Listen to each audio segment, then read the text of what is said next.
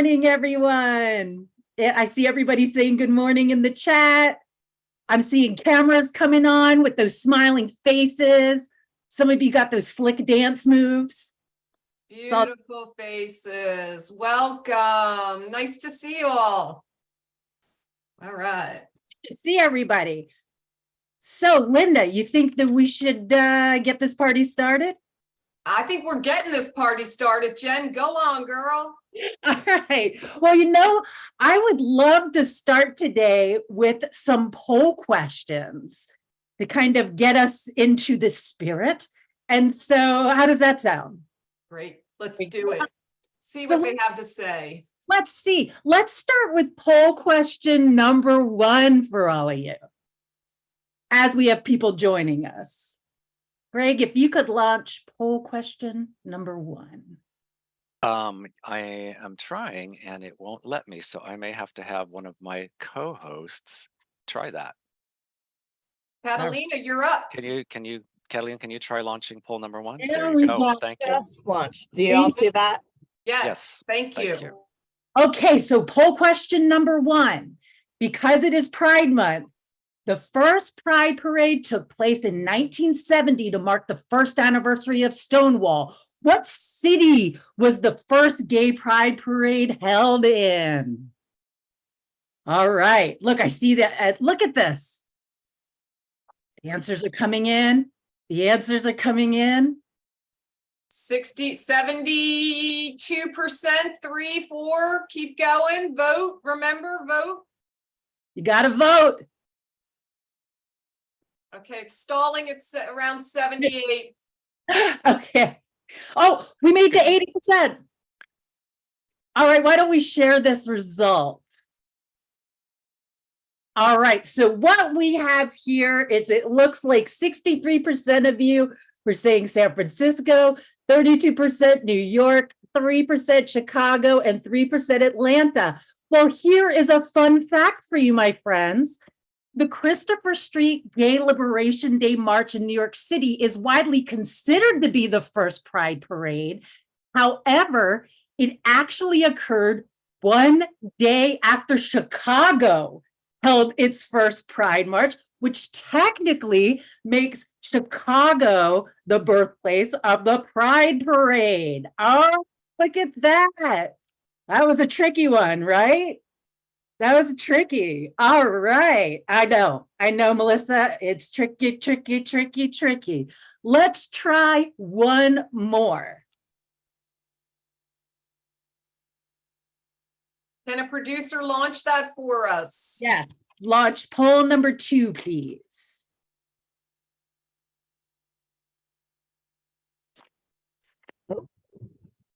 That's the results of poll number 1. Try that again. Strange. Oh, okay. Got it. Thank you. All right. The question for poll number 2 is stigma is a major barrier to conducting effective partner services. Do you agree? Do you disagree? Or are you not quite sure? We'll give you a minute to answer.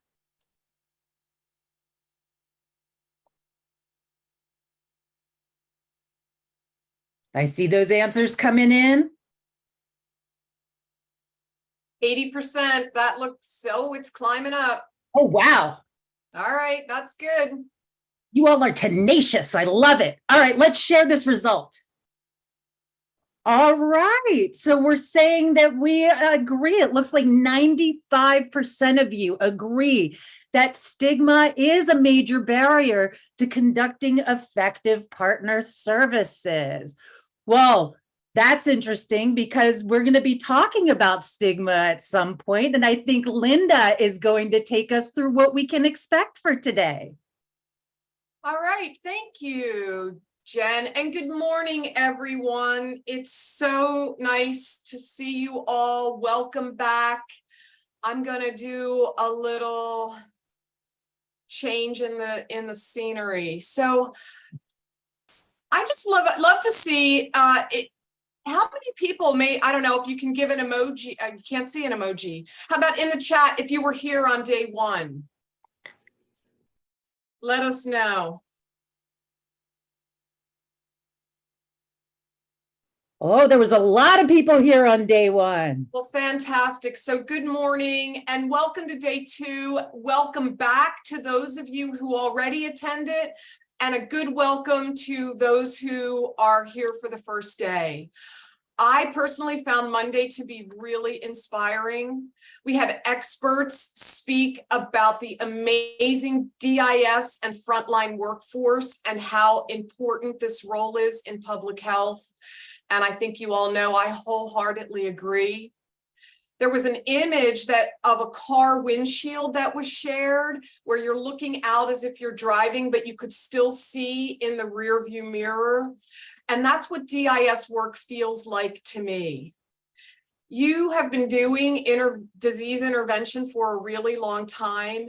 You know what you've done, and yet you keep a keen eye on what is immediately in front of you while always preparing for what's ahead or what's around the next turn.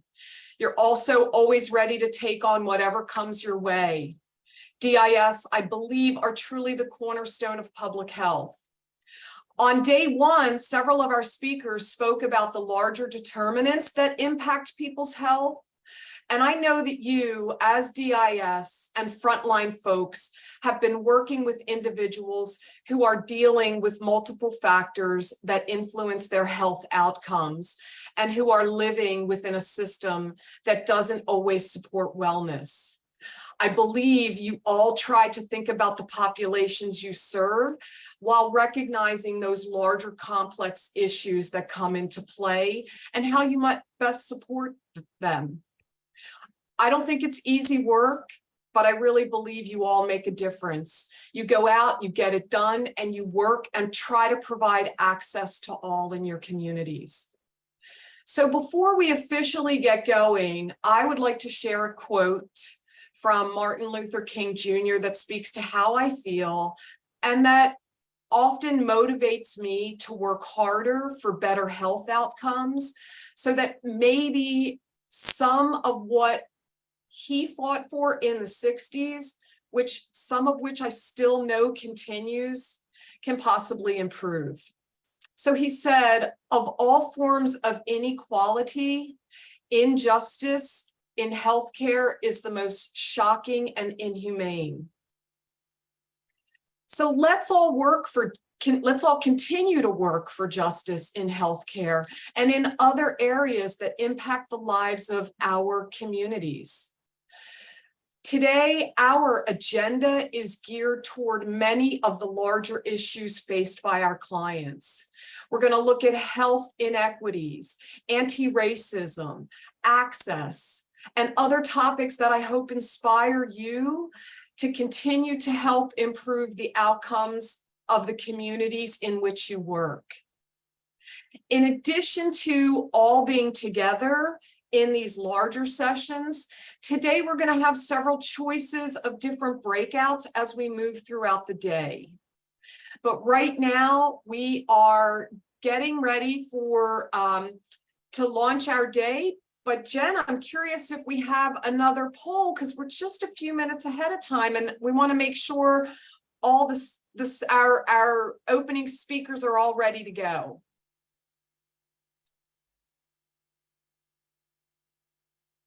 Jen, Sorry, you're on I was on mute for a change. I don't have a poll, but I do have an opportunity for people to win a book. Okay, we have a poll going, number 3. If you Oh, let's, the book launch would be good too, but.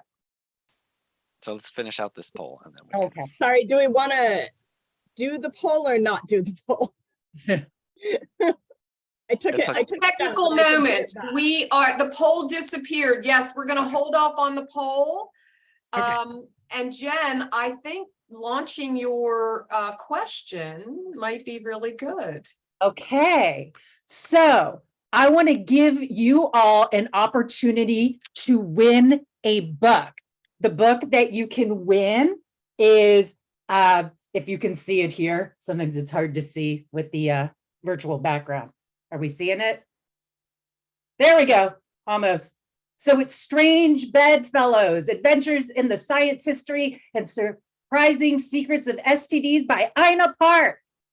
So I'm going to give you a statement, and The first person to put the correct word in the chat will win Ina's book.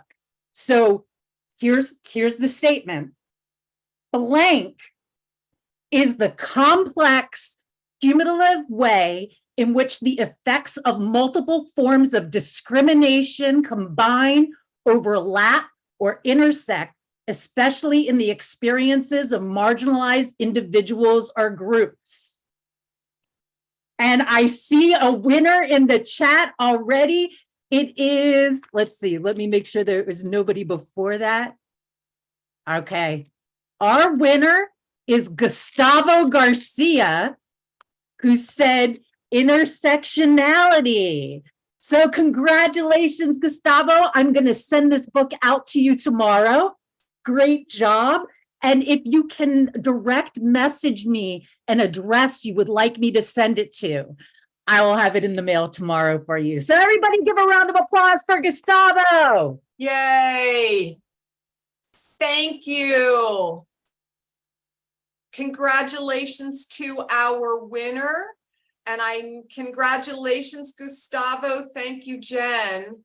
And so getting back to as we were scheduled, because our speaker is here. And right now, our Capacity Building Assistant Program Manager, Anshe Hall Everett, is going to introduce our opening speaker. I hope you all enjoy your day, get a lot out of it, and feel appreciated, and just have some fun. Thank you. Hey everyone, happy Wednesday. I am so excited to introduce our speaker or presenter today. As Linda mentioned, my name is Anshe Hall Everett, Capacity Building Manager with the California Prevention Training Center. So I'm happy to be here at this today's session, was session 2 of the DI Summit. So let me get into it. I think I'm hyped about introducing this person. So I'm so honored to introduce Rania Copeland, who is a leading public health and racial justice expert, leading organizational transformations towards equity. She is a sought-out public speaker, has served as a successful nonprofit executive, research advocate, and strategic advisor to Fortune 500 companies, local and regional health departments, and nonprofits. Rania is the founder of Equity and Impact Solutions, which is a consulting firm that helps companies and organizations maximize returns on social investments, support of people of color-led movements, and create a positive impact in racialized communities. Rania spent nearly 14 years prior to starting up Equity and Impact Solutions. She spent nearly 14 years at the Black AIDS Institute, the nation's only HIV think and do tank that has focused on Black populations, in which she had the opportunity to serve as the CEO. Rania currently serves on the President's Advisory Council on HIV/AIDS, known as PASHA, where she advises the federal government on its strategies to end HIV and mitigate racial and ethnic disparities. Let me just also mention that in 2019, Rania was named one of the Roots 100 most influential African Americans. And in 2021, were recognized as one of the 100 Black HIV advocates by Pause Magazine. Rania attended the University of California, Berkeley, where she studied public health and African American studies, and became a member of the iconic Delta Sigma Theta sorority incorporated. She is a proud HBCU alum at Charles Drew Medical University, where she earned her master's in, excuse me, I'm trying to make sure I get this all in my screen and I can't seem to get it. But she has her master's in, make sure I get this right and I can't read it, but in urban public policy. Today, Rania lives in South LA. She is a proud mom of 3. And you can also catch her reading fictional books, hiking, surfing, biking, baking, traveling, all that good stuff. So without further ado, let me introduce to you all Miss Rania Copeland. Hi, everybody. Thank you so much, Anshe. I didn't know you were going to be introducing me, but that makes it even better because I've worked with Anshe for a long time.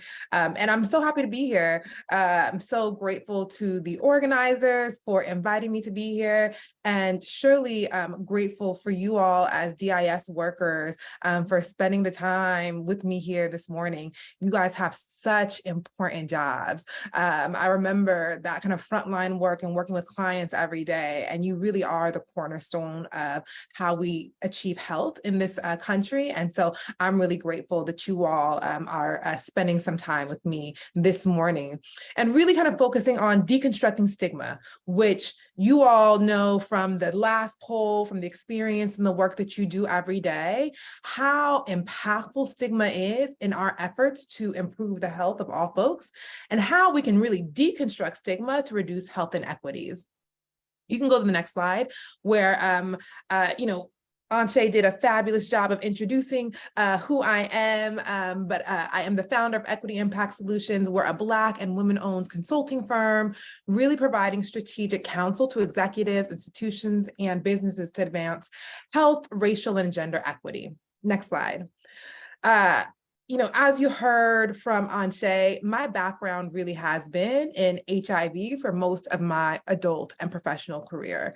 And so much of my work and my approach for how I improve equity, how I advise on equity, is really grounded and rooted in the HIV movement. And I had the privilege of, working really kind of at the feet of the folks who led HIV movement work in the 80s and 90s. And the approach of nothing for us without us. And for me, what really kind of fascinated me and motivated and inspired me was this movement of folks who were impacted by HIV, many of them living with HIV, burying their loved ones, their family, their lovers regularly, every weekend, right?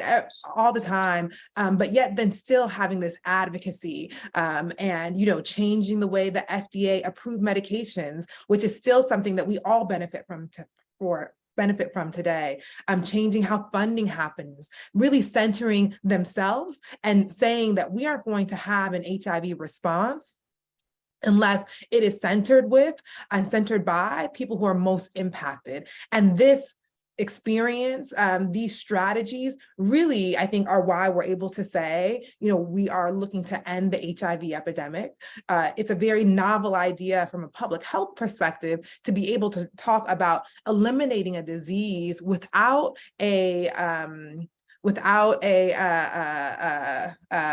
vaccine, without a cure. This idea that we can try and end HIV really is shaped because of community pushing and saying that we are going to get to this end. And the approaches that we've utilized to respond to HIV, the successful approaches, I think are really important for how we can drive equity across disparities that we see. You can go to the next slide. And for me, this kind of response to health inequities being grounded in community speaks to who I am as a person. I am from Southern California and was raised by Black nationalists. And I always tease that my parents showed me the film Roots way too early.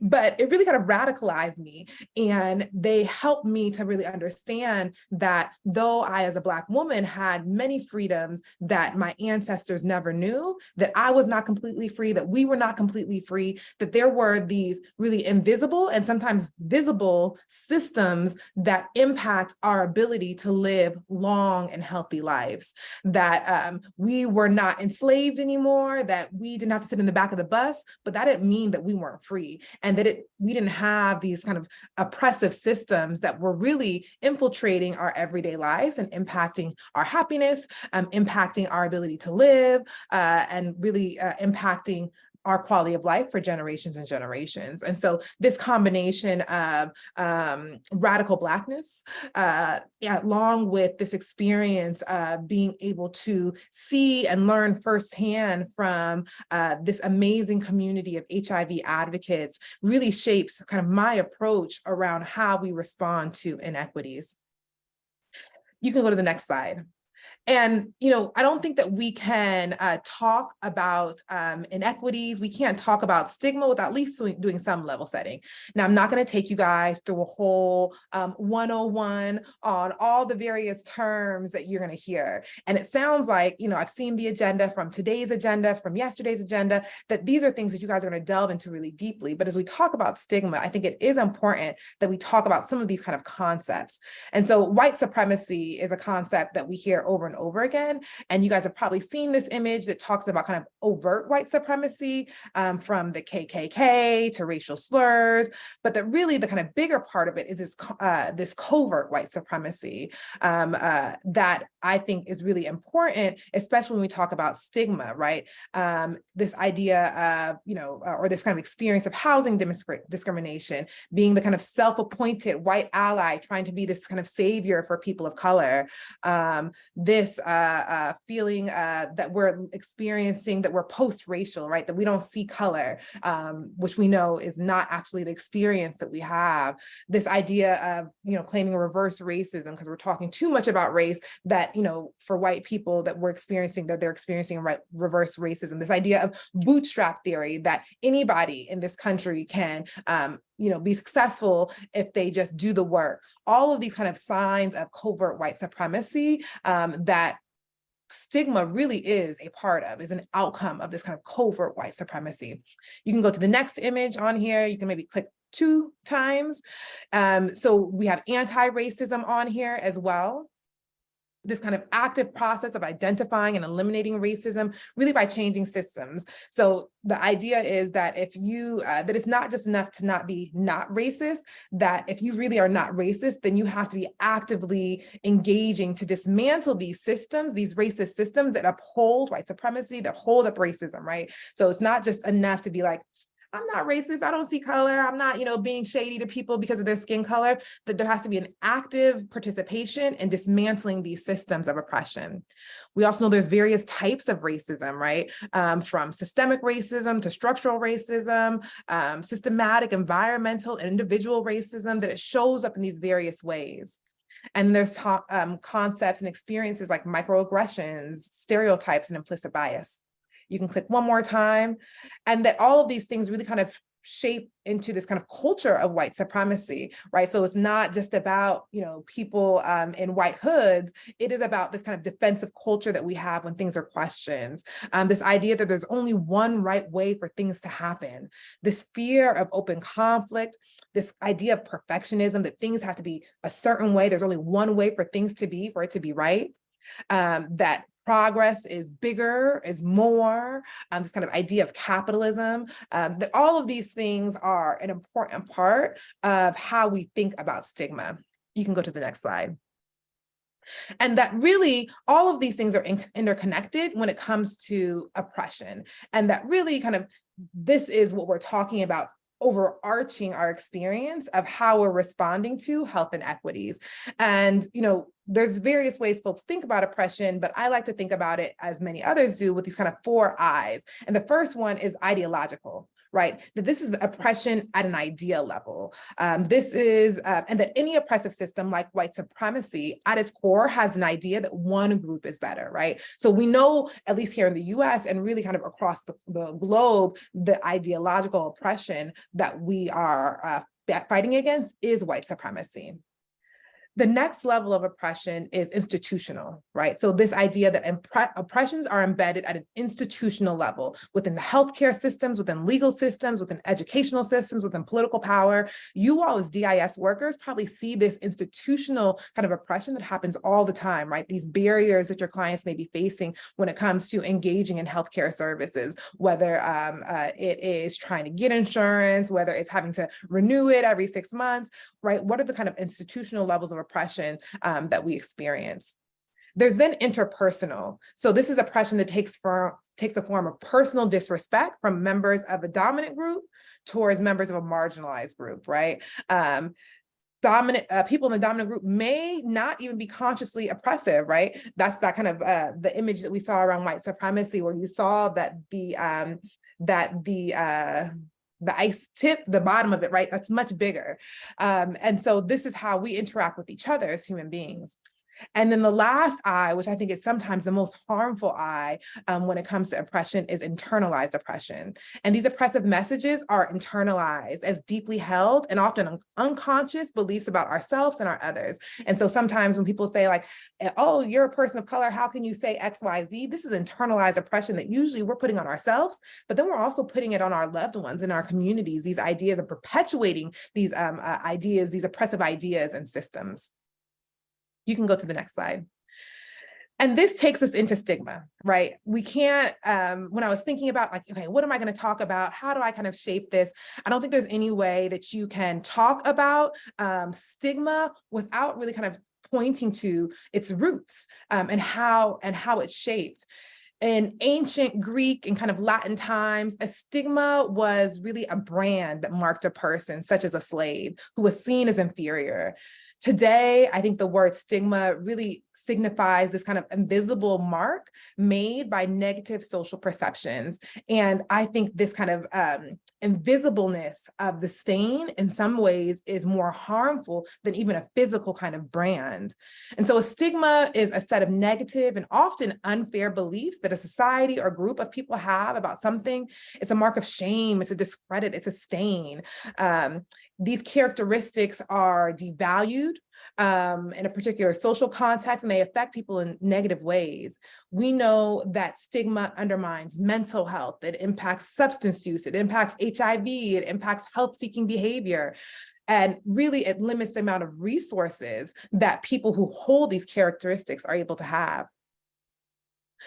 We know there's also different types of stigma. So there's social stigma. So that's the judgment and attitudes of those around you. It's using negative labels in conversations. It's ignoring people who have substance use disorders or who are unhoused or who have mental health issues. And there's discrimination and prejudice based off of these labels. There's also structural stigma, right? Very similar to these kind of 4 I's of oppression. And the structural stigma is perpetuated by public and private services. So different treatment from first responders, from healthcare professionals. For us in the healthcare field, this is also a space that we have to show up in constantly. And I know folks, you all as DIS workers, part of that kind of constant self-reflection is you being in places like this today to think about how you're making sure in your work every day, you're dismantling structural stigma. And then there's that self-stigma, similar to that internalized oppression. So this diminishes people's self-esteem, their self-worth, their sense of belonging. This makes people feel really quieted and closeted with inability to kind of talk about who they are, what they're going through, and fear of judgment. You can go to the next slide. And there's no way, it's like, you can't go down this road without going all the way down this road, right? Like we can't talk about stigma without talking about white supremacy, and we surely can't talk about stigma without talking about intersectionality. And so I was happy to see that in the questions and the polls in the chat today.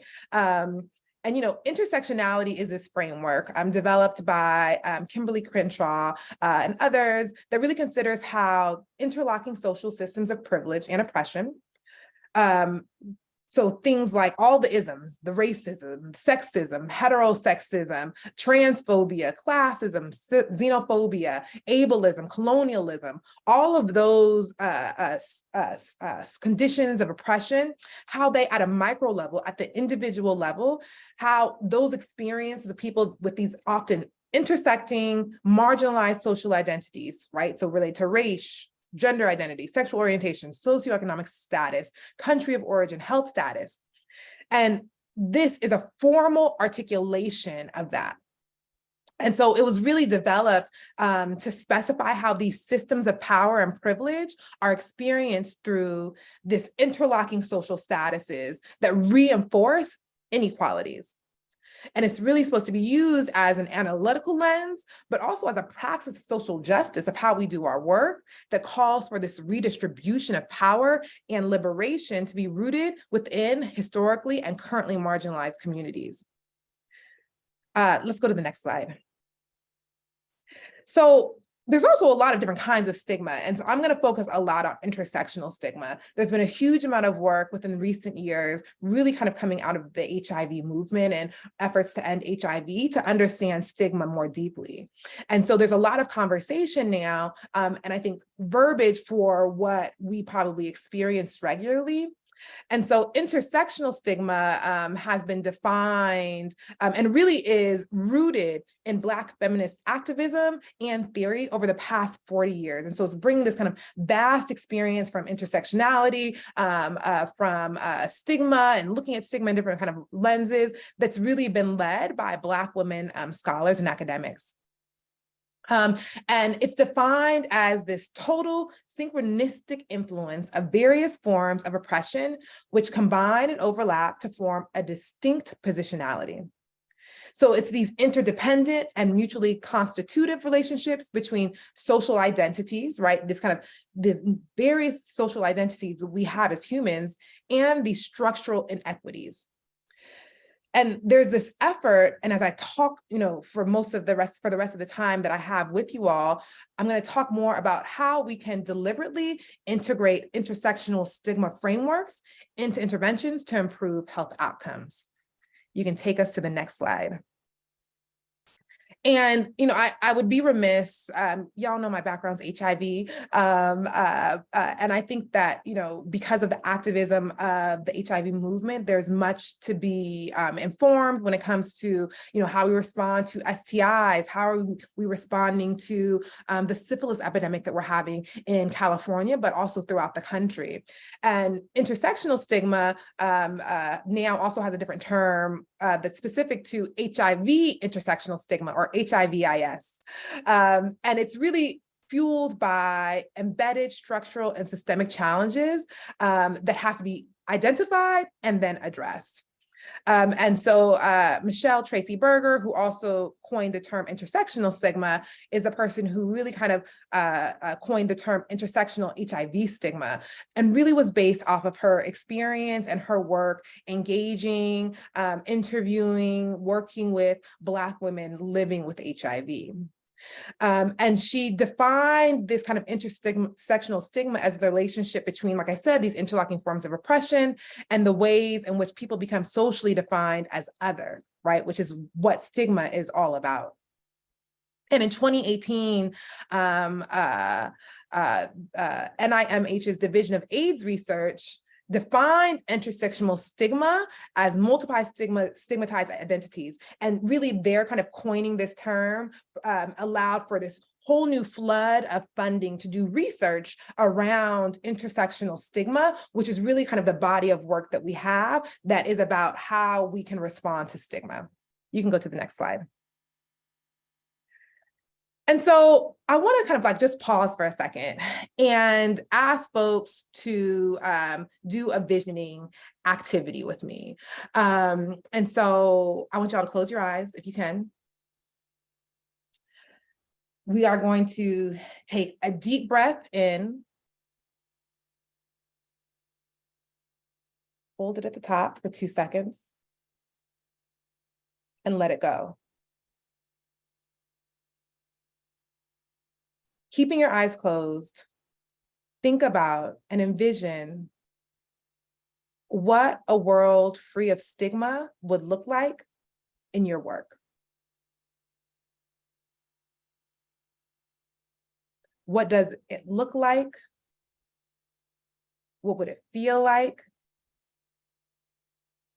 What are the things that you would hear in your work if there was no more stigma? Are there any smells that you can smell in that world?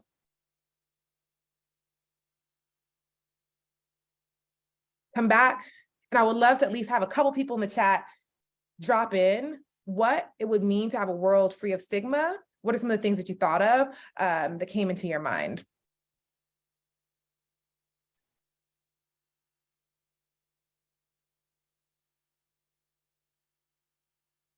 Unity, respect for all. Imagine there's no heaven. Oh, yes, linkage without barriers. Collaboration with all, equity, Come on, a little bit of tears, thankfulness. Can you imagine clients feeling open and talking to you about what's actually happening with them? People not feeling lonely, being more vulnerable, not being overlooked. Keep on dropping them in the chats because I feel like this, like I'm getting goosebumps.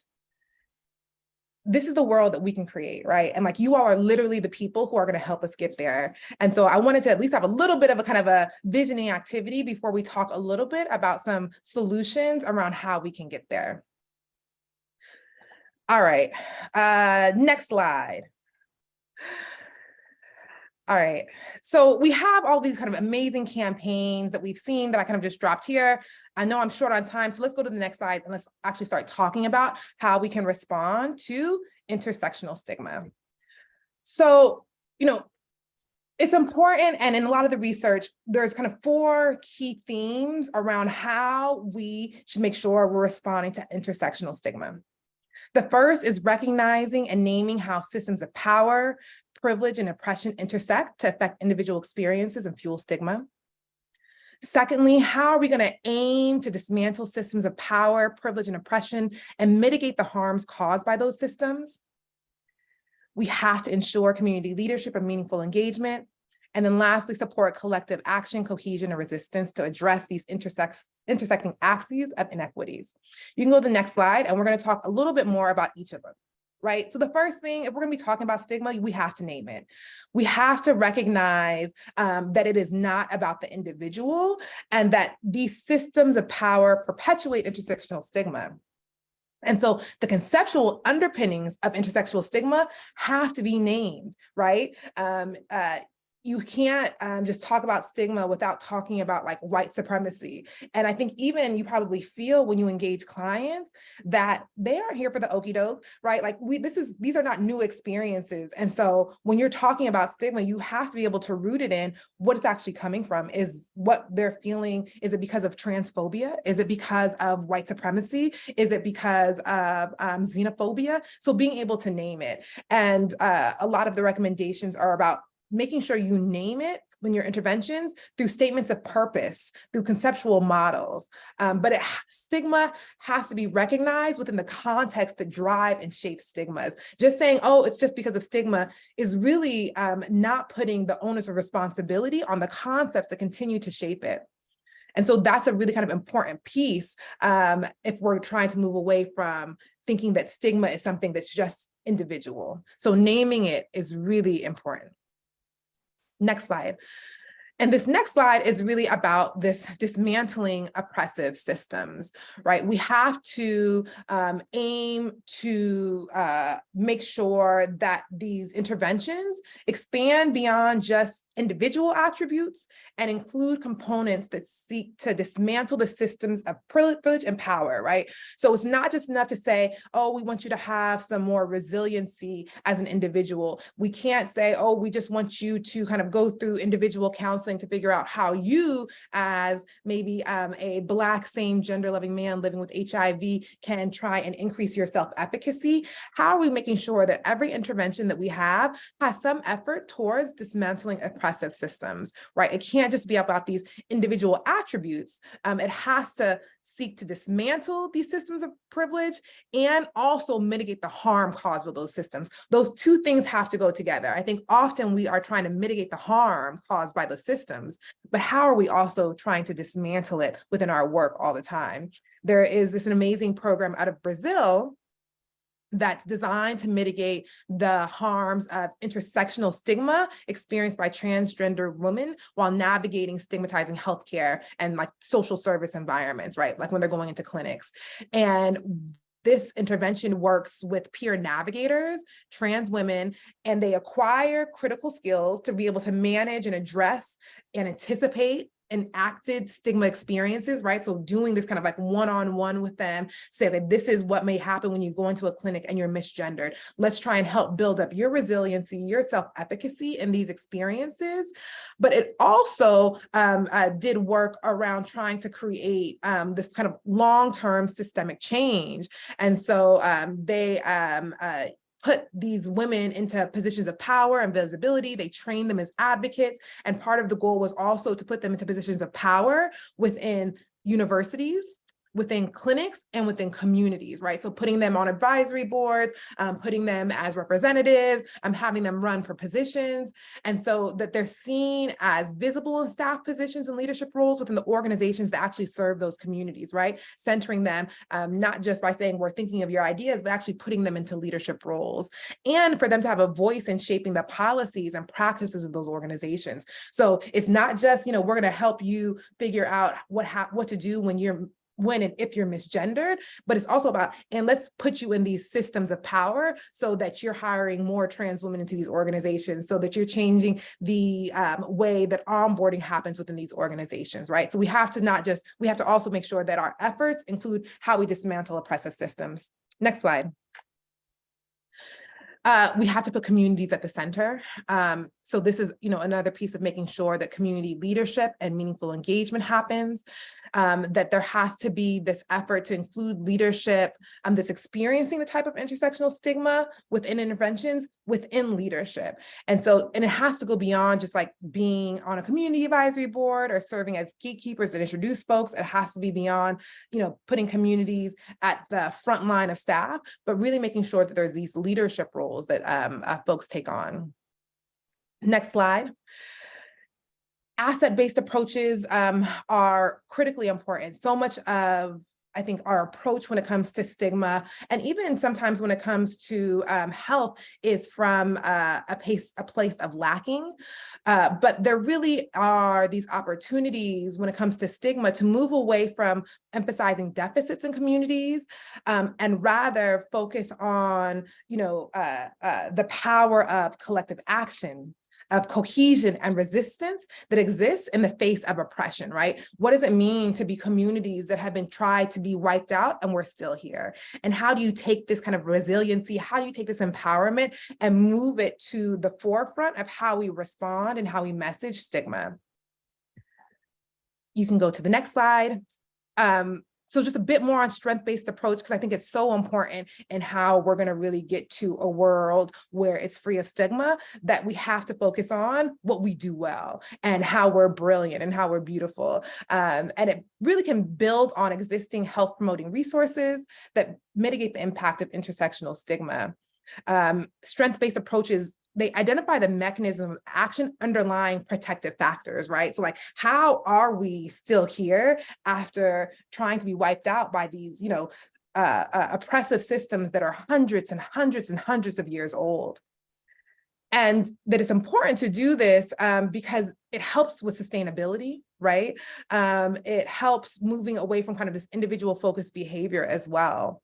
And we know that stigma approaches applied at the individual level rather than structural levels, they actually can deflect responsibility for inequities like we talked about earlier. So taking away the responsibility from these systems of power and unintentionally blaming groups who experience intersectional stigma for not maybe having enough resilience, not having enough agency, or not having enough magic, right? That allows us to persevere. Next slide. Structural interventions are super important when it comes to dismantling stigma. We don't have enough structural interventions as it relates to dismantling stigma. We know that there's certain efforts. We know, for example, legalizing and making widely available needle exchange programs at the state or county level is an example of a structural intervention that minimizes harms and also helps to reduce stigma. And so thinking constantly about what are structural interventions, maybe this is what I'm doing one-on-one with a client, but how can I dismantle this on a structural level? You can go to the next slide. I'm actually going to skip this one because I know I'm short on time, but it does have some examples of stigma reduction activities. And I'll also offer that, stigma is something that can be assessed. It can be, it currently is monitored, and we have to have ways to hold folks accountable. And so we have to assess impact of our stigma reduction efforts. And there's some really kind of cool ways that we can do it, whether it's looking at mobilization and solidarity, looking at accessibility and feasibility, and then looking at changes in laws, policies, and community representation. Next slide. I have, this is like one of my favorite slides, because, we talk always about these biomedical tools. And as DIS workers, I think that, you are armed with an arsenal of biomedical tools to respond to health inequities. You can go to the next slide. And there's like all of these national efforts to try and end epidemics because really of biomedical tools, from the National HIV and AIDS strategy to our national STI strategic plan. I hear there's an update coming this week. But we have these national efforts, but y'all know, because you do the work every day, the gap that we have between these goals to end these epidemics and where we actually are in community. And so much of it, next slide, is because of this bar before the bars. It's because of the isms. It's because of stigma. Stigma is huge on this bar because it's so important. And I think it's such a big outcome of all of these various forms of isms. And you can go to the next slide. I think that's why it's so important to be able to center folks like you who do this work. Because if it was biomedical tools that was going to be the solution for how we end health inequities, we'd already be there, but we're not. And it's because we aren't doing enough work as it relates to stigma, but I also think it's because we aren't centering you all in this work as much. Frontline providers like you all are often under-recognized and under-supported in efforts to address intersectional stigma, even though you all address intersectional stigma as part of your day-to-day work. Every time you're talking to clients, every time you're in community, you are, I know, responding to intersectional stigma, but we don't know enough about the content and impact of your efforts every day. We also, it's so important that we take your experiences and perspectives of service providers to be a part of stigma reduction efforts. You all know this community best, communities best, and being able to say, these are some approaches that would be really useful in our integrated intersectional effort to respond to stigma is critically important. And so I hope this kind of has sparked some ideas for you all as you engage with your other DIS workers, as you engage with your teams around how you can create and continue to create and evolve efforts to respond to stigma. I will close it out with that. Thank you guys so much for having me. Thank you so much. I don't know if Anshay's here. Rania, that was amazing. I wish we had more time. I tried to fly through it. I was like, wait, how much time do I have left? Okay. Yes, it was a really great presentation, Rania. Thank you. Thank you. There was a lot of folks in the chat that definitely sang your praises and really enjoyed the presentation. We're going to hold questions that we may have. So, Rania, I'm not sure if you're able to stick around just for a moment. Well, unfortunately, we don't have time for any questions, but I just want to thank, you were so spot on. We didn't know your slides. Jen presented that question about intersectionality. It all so came together. I think we may be reaching out to you for more and for any questions that come up in our chat now. But in light of time, I just want to extend a huge appreciation and how important this topic is. And I just appreciate you. Thank you. Thank you all. Y'all DIS workers are amazing. And thank you for the work that you do. Thank you for having me. And hopefully I get to engage with you guys again. More, certainly more. Okay, Jen, what are we doing? So it looks like it is time for us to go into our breakout sessions. So we have 2 breakout sessions available. Breakout room 1, which is going to be on street medicine and